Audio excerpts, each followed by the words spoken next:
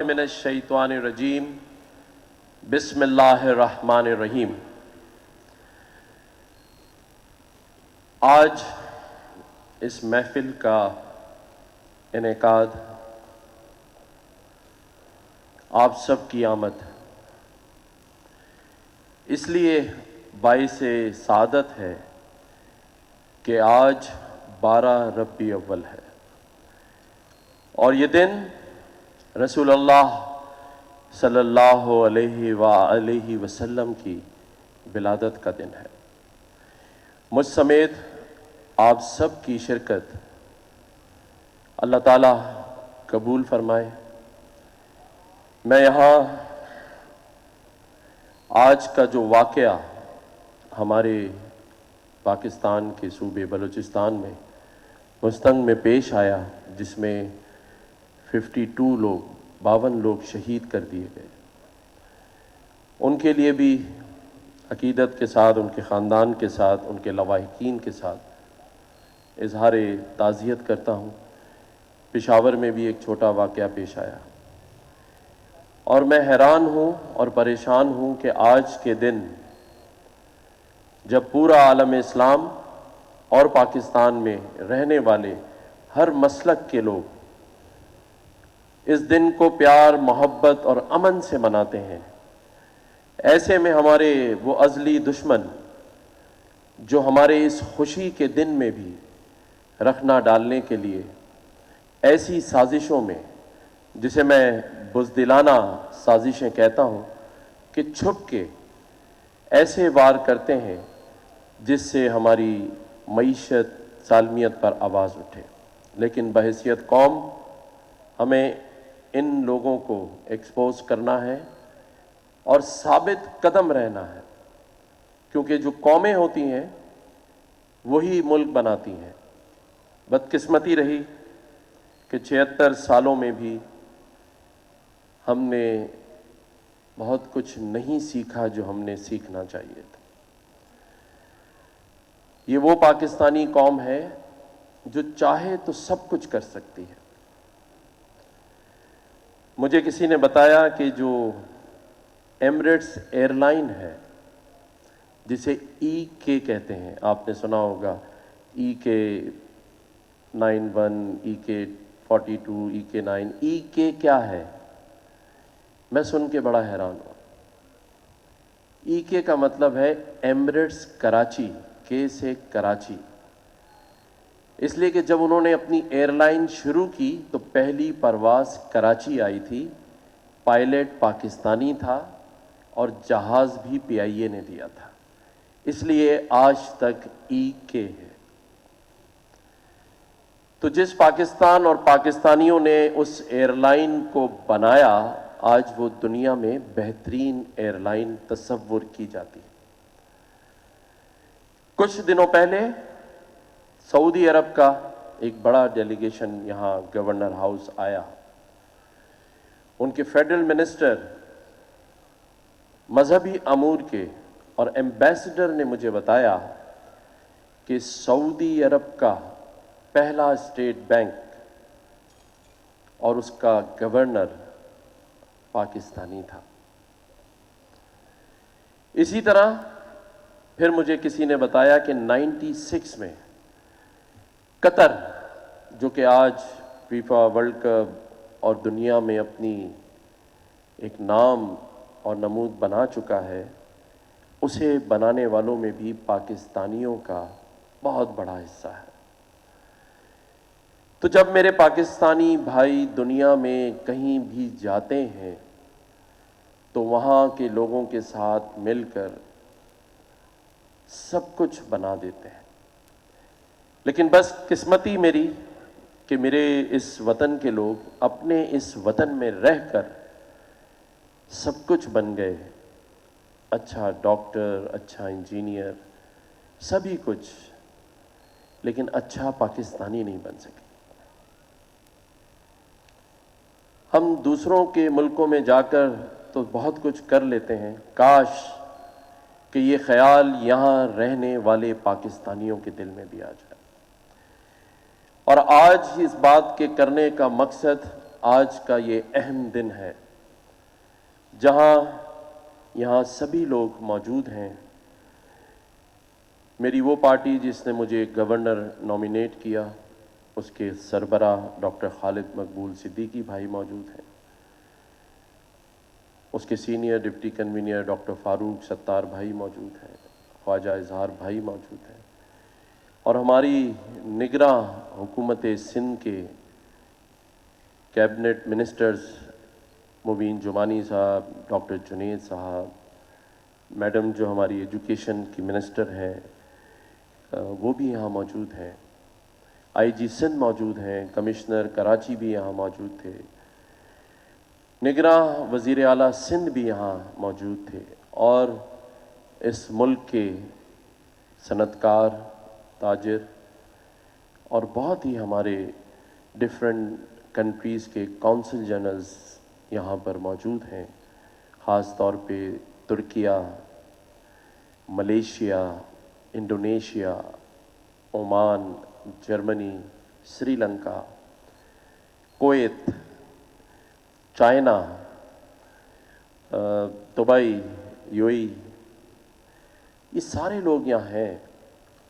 تو میں نے موقع سے فائدہ اٹھاتے ہوئے یہ جرات کی کہ میں آج کے دن آپ سے یہ عہد لے سکوں کہ ہم نے اپنی زندگی میں سے کچھ حصہ اپنے اس پاکستان کی غور و فکر میں رکھنا ہے.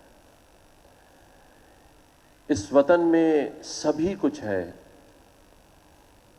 ہم نے اس کی قدر نہیں کی، اس کو استعمال بھی نہیں کیا، اور بس وہ جو میں ہمیشہ کہتا ہوں کہ ایک عمر سے فریب سفر کھا رہے ہیں ہم، ایک عمر سے فریب سفر کھا رہے ہیں ہم، معلوم ہی نہیں کہ کدھر جا رہے ہیں ہم. 76 سال ہو گئے اس وطن کو بنے ہوئے. ایسے ایسے میرے صنعت کار بھائی دوست یہاں بیٹھے ہیں جنہوں نے جب اپنے کاروبار کو شروع کیا تو کچھ نہیں تھے، آج سب کچھ ہے اور کامیاب ترین ہے. تو پھر میرا یہ وطن کامیاب کیوں نہیں؟ اس وطن کو کامیاب بنانا ہے اور ہم چاہیں تو بنا سکتے ہیں، کوئی نہیں روک سکتا ہمیں.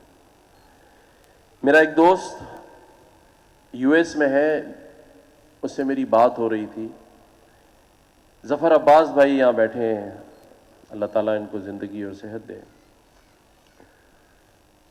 اس نے کہا کہ دنیا میں ایک شہر ہے، وہاں وہ گوروں کے ساتھ اور مختلف دوستوں کے ساتھ بیٹھ کے ڈسکشن ہوئی تو مجھے بتا رہا تھا کہ ہم یہاں بیٹھ کے کہہ رہے تھے کہ دنیا میں ایک شہر ہے جس کا نام کراچی ہے، اور یہ پتہ نہیں چل رہا کہ یہاں رہنے والے زندہ کیسے ہیں، کیونکہ نہ گیس ہے، نہ پانی ہے، نہ بجلی ہے، نہ روزگار کا اچھا انتظام ہے، اور 3 کروڑ لوگ رہ کیسے رہے ہیں اور زندہ کیسے ہیں؟ کیونکہ ان کے لیے ہم نے کچھ کیا نہیں ہے.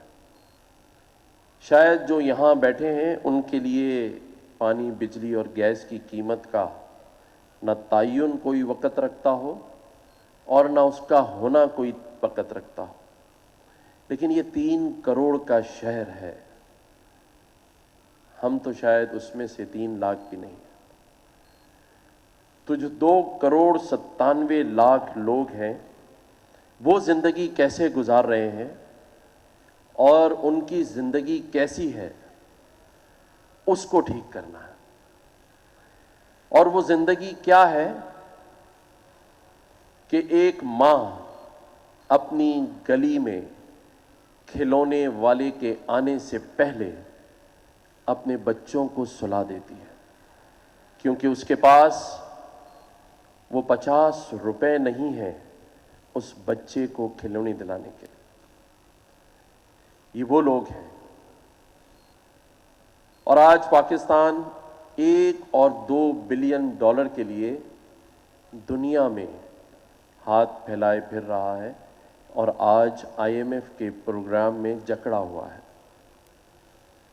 اور یہ سب ہم پاکستانی اپنی آنکھوں سے دیکھ رہے ہیں، لیکن نفسا نفسی کا عالم ہے، ایک دوسرے کو نیچا دکھانا ہے، فرقوں میں بٹ چکے ہیں، قومیتوں میں بٹ چکے ہیں، اور آخر میں سیاست میں بٹ کے 9 مئی جیسے واقعات کر بیٹھے ہیں، جہاں نہ مسجدوں کو چھوڑا گیا، نہ اسکولوں اور کالجوں کو۔ کب تک ایسا چلتا رہے گا؟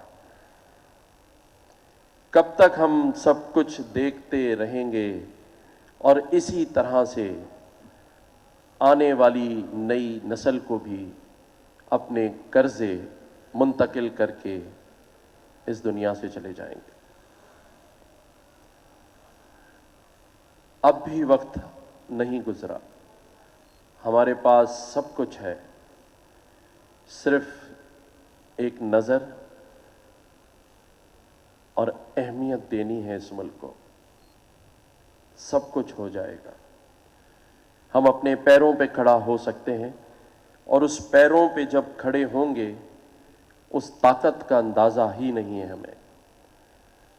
ہمیں اپنے وطن کی عزت کا بھی اندازہ نہیں ہے۔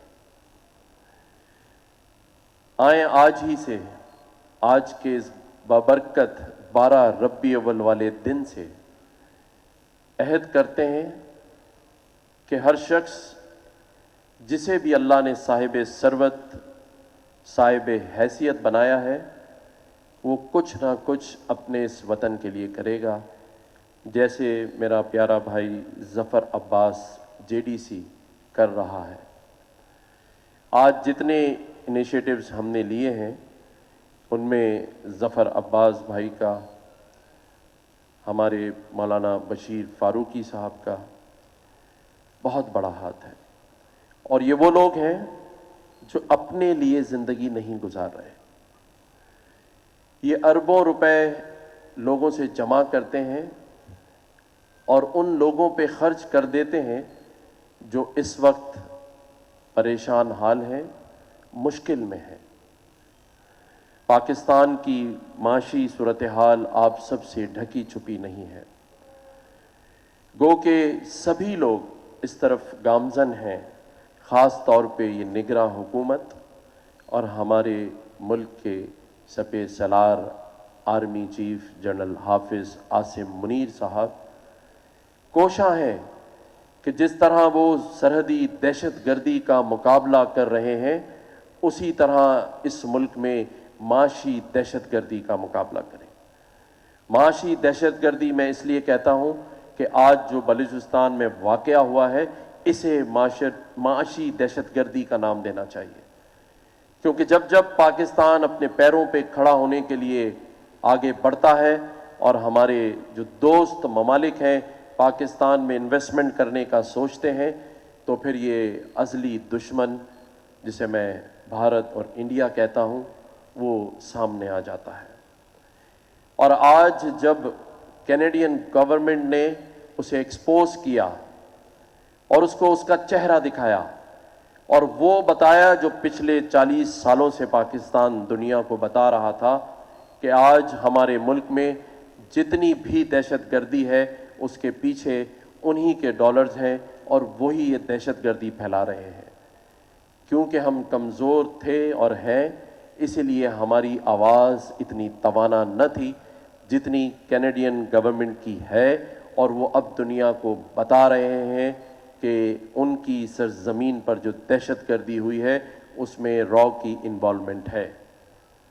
اور آج کا یہ واقعہ دنیا کی توجہ انڈیا نے اپنے اوپر سے ہٹانے کے لیے یہ واقعہ کیا ہے، اور آگے جب اس کی تحقیقات ہوگی تو انشاءاللہ پتہ چلے گا۔ لیکن ہمیں نہ مایوس ہونا ہے اور نہ اپنے حوصلے پست کرنے ہیں، ہم چاہیں سب کچھ کر سکتے ہیں، ہمارے پاس کسی ٹیلنٹ کی کمی نہیں ہے، ہمارے پاس اسی ملک میں ظفر عباس موجود ہے، ہمارے پاس اسی ملک میں حمزہ تبانی موجود ہے، ہمارے پاس اسی ملک میں अरशद वली मोहम्मद मौजूद है, डॉक्टर जुनैद अली शाह मौजूद हैं।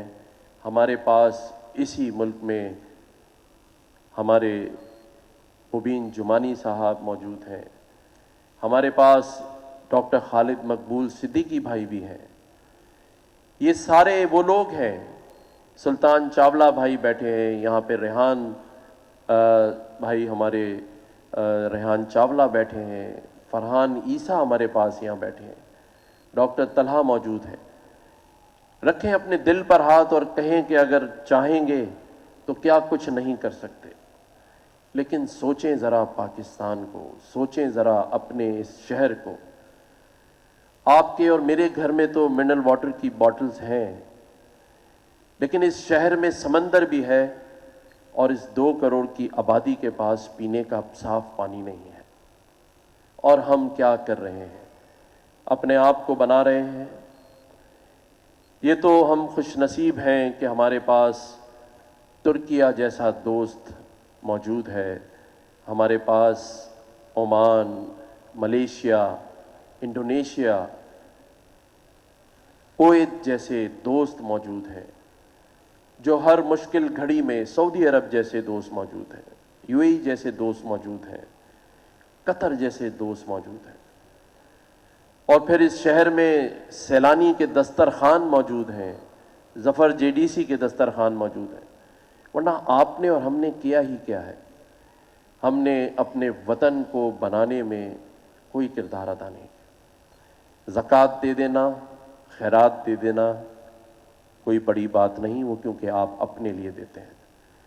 आए आगे बढ़ें, इस वतन के लिए कुछ कर गुजरें, और हम कर सकते हैं। और इस आखिरी शेर के साथ कि जब अपना काफिला अज़्मो यकीन से निकलेगा, जब अपना काफिला अज़्मो यकीन से निकलेगा, जहां से चाहेंगे रास्ता वहीं से निकलेगा। और जो बांटेगा, ये ज़फ़र अब्बास भाई की नज़र कर रहा हूं शेर, और जो बांटेगा दुनिया में रोशनी अपनी, वो आफताब इसी सरजमी से निकलेगा। न हम सफ़र न किसी हम नशी से निकलेगा। खालिद भाई, न हम सफ़र न किसी हम नशी से निकलेगा, हमारे पाँव का कांटा हम ही से निकलेगा। वतन की मट्टी हमें एड़ियां रगड़ने दे। वतन की मट्टी, जुनैद भाई हमारे बहुत सारे मेहरबान यहाँ बैठे हैं। वतन की मट्टी हमें एड़ियां रगड़ने दे, हमें यकीन है कि ये चश्मा इसी 12 रबी अव्वल वाले दिन से निकलेगा। आए हम सब मिलके पाकिस्तान की तरक्की के लिए दुआ गो हों। अल्लाह ताला पाकिस्तान का हामी व नासिर हो। पाकिस्तान पाइंदाबाद, पाकिस्तान जिंदाबाद। शुक्रिया।